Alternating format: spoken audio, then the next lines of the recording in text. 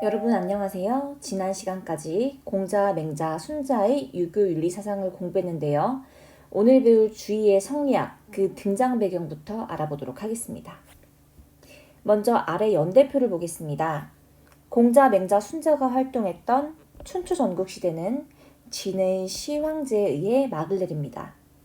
진의 시황제는 중국을 통일하고 거대한 제국을 세운 뒤 일대 개혁을 단행했습니다. 그 중 하나가 분서갱류인데요. 다 한 번쯤 들어보셨죠? 분서, 유교 경전을 불사르고 갱류, 유학자들을 생매장하는 사건이었습니다. 진나라는 불과 15년 만에 멸망했지만 그 여파는 엄청났습니다. 그래서 뒤이은 한나라 시대에는 침체된 유교를 되살리고자 하는 노력이 이어졌겠죠. 그래서 이때 유교는 진나라 때 사라지고 흩어진 경전을 정리하는 경학이 중심이 됐습니다. 마찬가지로 경전 글귀의 의미를 밝히는 훈구학이 발달했습니다. 그리고 한참이 지난 송대에 등장한 것이 바로 성리학인데요. 이 중국 송대 유학자인 주희가 오늘 만나볼 주인공입니다. 주희는 불교와 도가 사상을 비판적으로 수용하여 유교를 새롭게 체계화하였는데요. 그것이 바로 오늘 배울 성리학입니다. 그런데 성리학은 이후 명대 왕수인이 창시한 양명학과 함께 비교하면서 살펴볼 필요가 있습니다. 양명학은 우리가 다음 시간에 배울 내용인데요. 짤막하게 알아보고 넘어가도록 하겠습니다. 성리학과 양명학은 이치가 어디에 있느냐에 대한 서로 다른 입장으로부터 출발합니다. 먼저 주인은 본성이 곧 이치이다, 즉 성증리를 이야기했습니다. 이 이치라는 것이 여기 있는 사람뿐만 아니라 꽃이나 나무, 개나 고양이 등 모든 존재에 깃들어 있는 것이라고 보았습니다.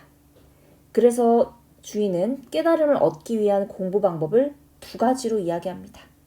내 마음속에 있는 이치를 깨닫는 내적 수양과 사물에 깃들어 있는 이치를 깨닫는 외적 탐구. 이렇게 공부를 두 번 하려니 뭔가 번잡스럽다는 생각이 들 수도 있겠죠. 한편 왕수인은 내 마음속에 모든 이치가 다 구비되어 있다고 생각했습니다. 이게 바로 심증리인데요. 그래서 외적 탐구 없이 내적 수양만을 통해 깨달음에 이를 수 있다고 본 것입니다. 양명학의 공부 방법은 간단해서 좋긴 하지만 객관적인 탐구 과정을 소홀히 한다는 점에서 조금 우려스럽기도 하죠. 우리 워크북 15, 16페이지를 한번 펼쳐보도록 합시다. 선생님이 왜 이런 그림을 넣었는지 혹시 눈치채셨나요? 주희 성리학에서는 망원경을 들고 밖을 살피는 그림을, 그리고 왕수인의 양명학에서는 그저 눈을 감고 마음속에 집중하는 그림을 따로따로 넣어봤습니다. 이치가 어디에 있는지, 그래서 그 이치를 깨닫기 위해 어떻게 공부를 해야 하는지 두 사상의 견해 차이를 워크북 디자인을 하면서 한번 표현해 보려고 했는데요. 이어서 오늘 배울 단원의 제목도 한번 해석해 보겠습니다. 도덕법칙의 탐구 방법, 사물의 이치 규명과 주체의 도덕성 회복이라고 되어 있는데요. 사물의 이치 규명을 강조한 건 성리학, 주체의 도덕성 회복을 강조한 건 양명학이 되겠습니다. 그럼 본격적으로 오늘 배울 주의의 성리학, 목차를 살펴보겠습니다. 목차 첫 번째, 주의는 만물의 이치가 깃들어 있다고 했으니 우주 만물의 구조를 밝힌 이기론을 먼저 살펴볼 겁니다. 그 다음으로는 인간 내면의 구조와 본질을 밝힌 심성론을 살펴보겠습니다. 그리고 도덕을 실천하는 방법인 수양론, 세상을 다스리는 방법, 경세론을 차례대로 배워보도록 하겠습니다. 우리가 살고 있는 우주는 과연 어떤 구조로 이루어져 있을까요? 우주라고 하니까 너무 크고 막연한 느낌이 들죠? 좀 더 범위를 좁혀서 집 한 채를 생각해 봅시다. 선생님이 저 푸른 초원 위에 멋진 집 한 채를 짓고 싶은데 먼저 설계를 해야겠죠? 어떤 원리, 구조, 모양으로 집을 지을지 머릿속에 구상을 해야 할 겁니다. 그런데 이 설계라는 것은 눈에 보이지도 손으로 잡을 수도 없습니다. 그래서 이 설계를 눈에 보이는, 손에 잡히는 것으로 만들기 위해 건축 재료를 준비하겠죠. 여기서 눈에 보이지 않는 만물의 원리가 이, 오감을 통해 경험할 수 있는 만물의 재료가 기입니다. 주인은 우주의 만물이 이와 기, 이 두 가지의 결합으로 나타난 것이라고 보았습니다. 여기서 이는 만물을 낳는 근본 원리를 뜻합니다.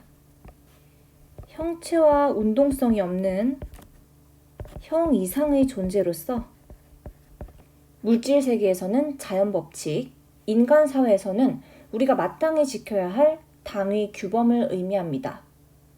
반대로 기는 만물을 형성하는 재료입니다. 이와 달리 형체와 운동성이 있는 형 이하의 존재이고요. 이와 기를 이해하기 위한 몇 가지 사례를 더 들어보겠습니다.